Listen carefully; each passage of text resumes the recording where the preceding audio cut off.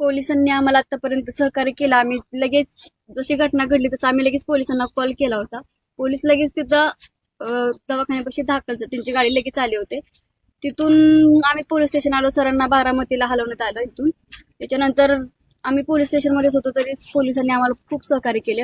काल पंचनामा होता त्यांच्या निवासाने, जिथे जी घटना घडली तिथे पंचनामा होता.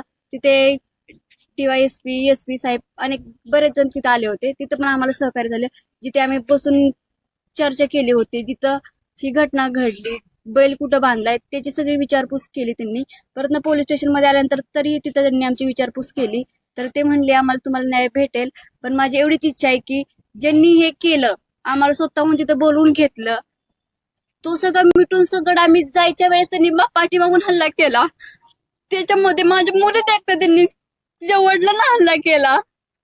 याची खूप त्याच्यामुळे त्यांना शिक्षा झालीच पाहिजे. फाशीची शिक्षा झालीच पाहिजे. त्यांना गौतम काकडेंना फाशीची शिक्षा झालीच पाहिजे.